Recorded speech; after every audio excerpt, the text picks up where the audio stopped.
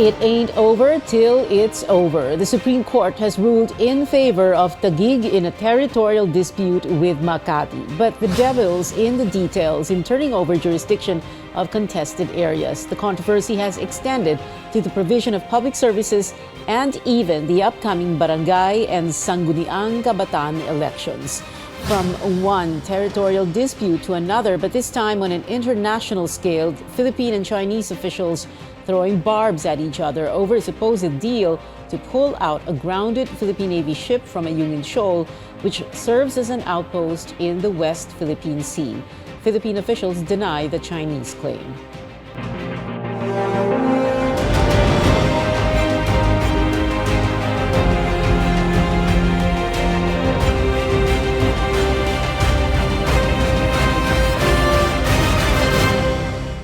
Ang issue kasi rito is that number one, dapat yung mga tao tuloy-tuloy ang serbisyo. Hindi dapat sila maapektuhan.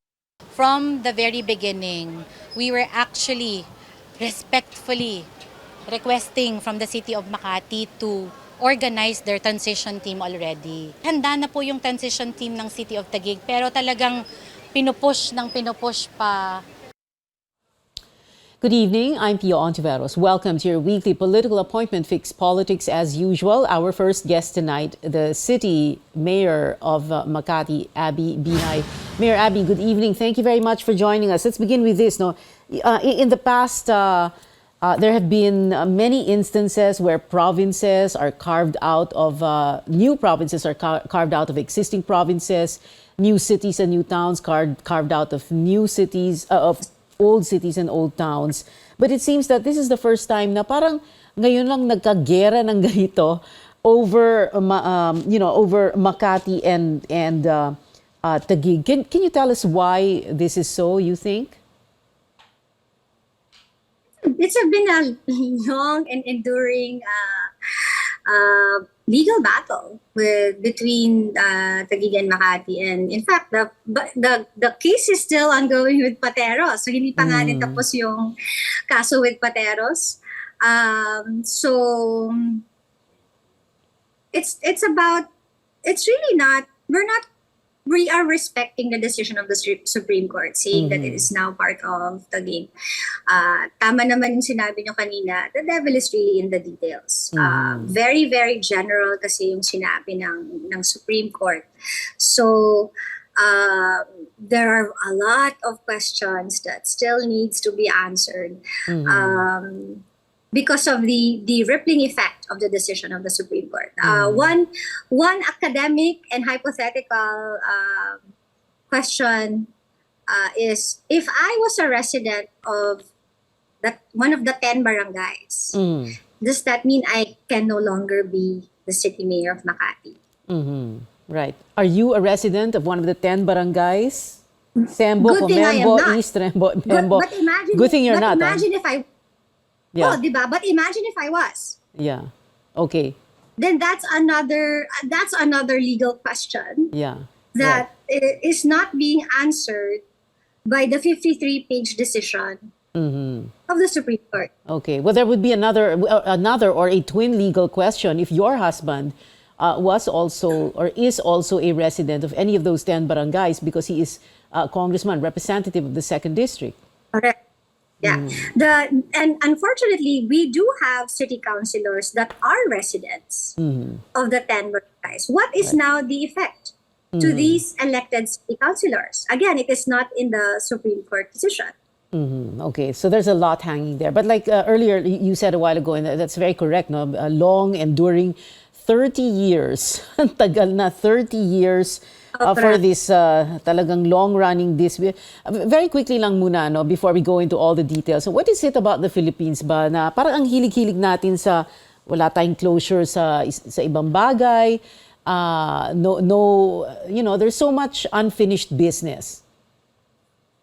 Well, I think there's no closure because there is no acceptance. Diba? Kahit naman ako, sabihin ko, as city mayor of Makati, I will have to respect the Supreme Court decision.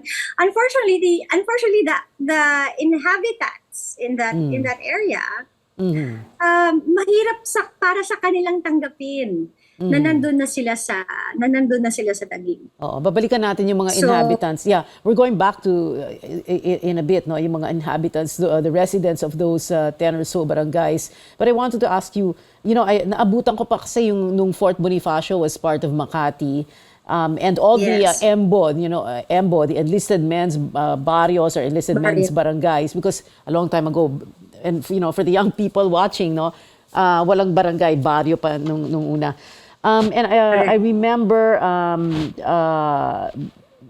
may sinabi pa nga, your brother, when he was mayor back in 2013, may lumutang na BGC daw is Binay Global City. And then he said, and I quote, ang Makati hindi pag-aari ng mga Binay at ang Taguig ay hindi pag-aari ng mga Cayetano. What are your thoughts now? That was 10 years ago and now here we are again.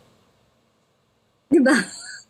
Ganun pa rin. Hindi pa rin tayo naka-move on. Pero again, with the Supreme Court decision that they have decided with finality. But at the end of the day, the people still has an opportunity to decide whether via plebiscite or whether they decide on who will be the next mayor of Taguig. I mean, the people will ultimately have a final say. Okay. The people, that's about, correct me if I'm wrong, is it 300,000 or 365,000 population in those 10 barangays? 300, sorry, I have my figures somewhere. It's around, based on the PSA, it's around 300. Wait, alam mo naman, mahilig ako sa 322,219. 322,219. And of that population, that figure, 322,000 plus, ilan ang botante doon? 208,823. 208,000. Would you say, and how did you do in these 10 barangays? Would you say na Binay country yan? You have to remember, this used to be my district. So it was Binay country, overwhelming, in other words. 2007, I was their district representative for 9 years, and now it is my husband who is the congressman in that area. So, yes, I can honestly say that this It is is Binay country. a district. Yeah, a district, kumbaga Binay country. And doon talaga parang kumbaga, maraming social services, infrastructure that was put up. We're going to continue this discussion after the break. Mayor Abby Binay of Makati is with us here on Politics as Usual. We'll be right back.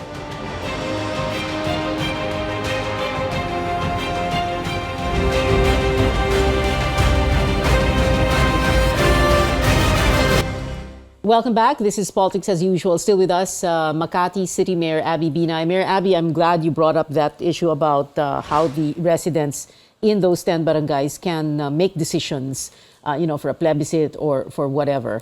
And we have 2025 just around the corner, about a year and a half from now. Tama ba yun? Tama ba yung math ko? But Yeah, whatever, a year and a half. Whatever it is, this is, and we're lifting from the column of Manolo Quezon, the long view, and it is retribution by election. And he says in the second to the last paragraph, and I'll read it very quickly, 2025 will be an election in which Abby Binay, a third-termer, will be barred from running for mayor of Makati. Her elder sister, Nancy Binay, a two-term senator, is also barred from running again for the Senate. Speculation is rife that what they lost in court, the Binays could win back at the polls by launching a dynastic invasion of Taguig. What does this sound like to you? It was interesting a while ago you said, hindi naman kami residente dito sa any of these 10 barangay, ano? Pero, paano yun? What do you mean? What's your question again? Yeah, what does this mean to you? Dun sa dynastic invasion. Yeah, Na-shock ako dun sa dynastic invasion. I'll send you the column of Manolo. So again, the last sentence it reads, speculation is rife that what they lost in court, the Binays could win back at the polls by launching a dynastic invasion of Taguig. The assumption, the theory will be one of us or both of us will be running in Taguig. But another scenario is fielding fielding candidates that are supported by us. So not necessarily it being us specifically, but could be Mga tao someone nyo, or oo. So any of or a those group of people. councilors, oo. So any of those councilors representing any of those barangays na sakop ngayon na ito turn over sa Taguig, di ba? Yes, meron. Meron ba? I Sino think, ba if I'm doon? not mistaken, Sino ba doon? 4 or 5 councilors. Ay, can you name them? Bodic Baniket, Ed Marquez, Aspiliaga, that's 3. Doris Arayon, that's 4. Sammy Cruz, that's 5. Even my Liga president and my SK Fed, is also from the 10 barangays. So for more or less mga 6 eh. So Okay. ang matitira lang sa akin ay 2 from the 2nd district. Okay. But you will not entertain any plans or any dreams of becoming Taguig, Taguig mayor, because that would mean you'd have to establish residency there unless unless you have 2 houses, one in Makati, one in Taguig. I will have to, and I will also have to resign because it is a continuing requirement to be a resident of the city, to be a sitting mayor. So we will cross the bridge when we get there. Okay. Final words, Mayor Abby? So I would like to appeal to everyone kasi I think emotions are very high on both sides. That maybe we should take a break and take several mag-yoga muna, 'di ba? Para medyo lumamig muna lahat ng ulo ng tao. Pero at the end of the day, the services will still be provided for by the city of Makati. Mayor Abby Binay of the City of Makati, ma'am, thank you very much for joining us this evening. And moving on to our next issue, another tug-of-war. Government officials are one in asserting that there is no deal between the Philippines and China to remove the BRP Sierra Madre from Ayungin Shoal in the West Philippine Sea. Joining us now in the studio is political analyst Dindo Manhit. Hi, Manhit. Hi, Dindo. Thank you for being here. Pero, yes. Good evening, Pia. Yeah. Good evening to your televiewers. Pero bago natin pag-usapan ng China, just one, brief question about Makati. I can't help it. Which do you think is going to get resolved first? The Manila-Beijing or the Makati-Taguig route?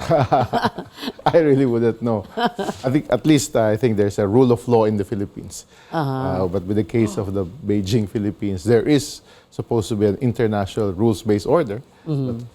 But one strong northern neighbor, would not like to take note of. Well, who are you the rules. referring to? China. Okay. So, as I was saying in the introduction, there's so much controversy over that supposed promise. Do you believe that there really was no promise to remove the BRP Sierra Madre and Beijing is just making things up? Or was something lost in translation? Or what really happened? When you ask yourself, how can a Filipino high-level official promise that? When in July 12, 2016, if it happened after that, because right now we don't even know the timeline, because that is not disputed territory anymore based on international law after our arbitral award in 2016. But if it was prior to that, I cannot assume that it came from the administration that filed the case against China, because they took a strong stand that what is ours should be defended. And that campaign, of course, led by your former boss, Yes, Alfred. the chairman. They wouldn't do something that doesn't make sense. It doesn't make sense. So when you look at it also, why will the government of President Estrada, do something like that when it was them who took that strategic risk? Instead of setting aside a Navy ship that was meant for junk already and made it a strategic maneuver and claim Ayungin Shoal, that became the basis now of one of our arguments when we filed the case. But if you ask yourself also, whoever did that, that's an act of treason. Why offer something to a neighbor who we are in dispute, and this dispute has been set aside and has been arbitrated and has been decided by international court. How can we say that? How can a public official really offer that to China? So, is it a loss of translation because nobody can even show a document? Yeah, walang Or was it Was it verbal? Was it verbal? But of course not. If it's verbal, maybe they got outplayed by whoever that Filipino leader is. But still, even to think of surrendering that claim of the Philippines is actual treason. I believe on should be seen as treason by the people, especially the whole Philippine society. Because here we are, you're basically imagine and simplifying this argument that imagine your own home, your own residence, and you're simply saying, I'm giving up a part of it. When That's you impossible. That's impossible because you. Hindi ganyan ang Pinoy eh. Yes, Ba't ko it's something. I mean, yung informal settlers nga, ipaglalaban nila That's yung, true also. yung ano nila. And imagine how the concept of West Philippine Sea, simply introduced in 2012, is imbibed in the hearts of the Filipino people across demographic, across geographic area, because that's how we view things, especially when you hold on to an international law decision. That gives us now more legal right in the eyes of a rules-based international order that defines the relationship of different nations. So whoever that person that was in that conversation is really acting not in the interest of the Filipino people, but in the interest of an outside force, in this case, a northern neighbor like China. When you say whoever that was, it sounds like you have a suspicion as to who it was or is, and you say that that was an act of treason for him, and I'm presuming it's a him, to have promised something like that, you know? I'm not sure if it's We're a not him. sure. The reason I'm saying it's a him, when you refer to heads of government, heads of state, we have had only President Gloria Macapagal-Arroyo in recent years. But we really wouldn't know. I'm simply speaking beyond Estrada. Okay. And also it cannot be Aquino, given the actions of Aquino, especially after the Scarborough And show. certainly not their foreign secretaries and not their defense secretaries. Yes, because of the actions that they took also. Right. Oh, would make sense. Yeah. So it's just that when you look at it, it's limited to a few individuals because who can talk to top officials of China? And who will China respect in terms of committing something if it's just even a level of ambassador? They will not take that seriously. So it could be higher people in government. Elected official or appointed official?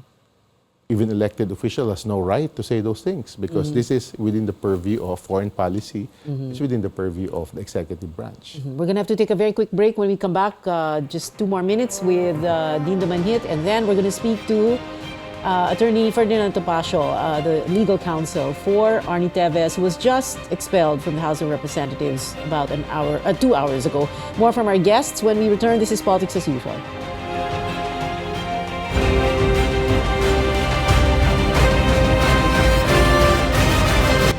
The final stretch of Politics as Usual, a question or two, last question or two for Dindo Manhit. Dindo, with the appointment of Teddy Boy Locsin as special envoy of the President to China for special concerns, is that going to help us or is that going to be a problem? What is his role going to be? Because we have Jimmy Flor Cruz anyway. It would be a help in the sense that Secretary Locsin, when he was secretary, took a hard stance in terms of protecting our interests when China, even at the level of Xi Jinping, wanted to sign a joint exploration. But it was Secretary Locsin who said that it has to be within the context of the Philippine Constitution because we abide by the rule of law. So I think the role of a special envoy could be helping the President understand what's happening more and also could be a bridge for discussion because he has engaged with these people the past administration. Well, malakas ang dating talaga naman ni Teddy And we need Boy, somebody, diba? I hope, I felt that last time Secretary Locsin was restrained. Maybe we don't need to restrain him now. Given, really? Let him loose. Let him loose because given the strong position of our own government vis-a-vis asserting a rights, which reflects what 90% of Filipinos want. Isn't that what Jimmy Flor Cruz is doing? At As times, ambassador? At times, ambassadors are meant to, be diplomatic? day-to-day engagement there, but on critical issues, maybe you need former Secretary Locsin in that position. Many thanks, Dindo Manhit, for being here. We're going to go now to the next and final topic of the show. Ang daming nangyari sa politika ngayong araw na to, no, sa Pilipinas, sa bansa. Arnie Teves is no longer a member of the House of Representatives. The chamber voted to expel him earlier tonight. Let's get the side of the Teves camp. Good evening to you, Attorney Ferdito Pasio, sir. Yes, good evening, Ma'am Pia, and a pleasant good evening to all your viewers and listeners. Wow, you still say pleasant good evening. You're still happy in spite of what happened to your client. How would you interpret what happened tonight, that overwhelming vote by the entire House on that committee report to expel Arnie Teves? It was not unexpected. It was just the culmination of so many months of persecution and harassment, which started when the committee, motu proprio, started its investigation, thereby making it both the accuser and the judge. And then it continued when my client was deprived of his due process rights by the committee refusing to hear his side via video teleconferencing. And then he was suspended, and now we expected this because that was where all these things were leading to anyway. So while we are saddened, we are not surprised. Attorney Topacio, kung hindi ako nagkakamali, parang your client just made history today. Tama ba yun? The first to be expelled from the House of Representatives. And at the same time, I've never seen so many things hurled at one elected official. Lahat na, no? Terorista, may kasong murder, mastermind, suspended for 60 days, and then itong latest, expelled. Well, that's what happens when the government becomes a government of men and not of laws. And that what prevails is the law of force rather than the force of law. He has been targeted since the time that he was ranting about being framed up. That was last December in his Facebook account. And then later on, we held a press conference in January wherein we reiterated the same thing, that we have reliable information to the effect that he was being targeted for political elimination by the powers that be. Well, as against the entire machinery of the executive and the legislature, whose lower house is led by no less than the cousin of the president. How can one Attorney, prevail? Attorney, kanina for Newsnight, nakausap ko si Pamplona Mayor Janice Digamo, widow of Governor Noel Digamo. And I asked a few questions. Do we have enough time to roll that soundbite? Sige, ito yon. Attorney, please listen lang. I told them, kung kaya bang ipanalo, kaya bang if we can win this case. Otherwise, I told Prosecutor Fodolion, baka talagang matututo na lang kami to look for it in all other places. What do you mean by that? What do you mean by matututo kayo na to look for it in other places? What? Justice? If what happened to us happened to you, you will not take that sitting down. When you say you won't take it sitting down, meaning if you can't get justice in a court of law, you will find it elsewhere. Yes, exactly po. Can you? And I am glad because I talk honest. Okay, Attorney Ferdy Topacio, I hope you heard that, your response to that. I've been saying that over and over, and it only goes to prove that the Digamos, they're not out for justice. They're out for blood. Because they're the direct political beneficiaries of Congressman Teves and the Teves family being eliminated from the political landscape of Negros Oriental. So we expect that from someone like her. All right. Attorney Ferdy Topacio, thank you so much, sir. I'm sorry, we've run out of time. Thank you very much for being with us tonight. Attorney Ferdy Topacio, counsel for, now former or ex-congressman Arnie Teves, who was just expelled earlier tonight from the House of Representatives. Like I said, very busy day in Philippine politics today. We've been told before, don't talk politics at the dinner table or the family reunion or in Viber groups and risk warfare, digital or otherwise. But we can talk about it here at this table on this show, your weekly political appointment fix, politics as usual. I'm Pia Ontiveros. See you back here next Wednesday, 8 p.m.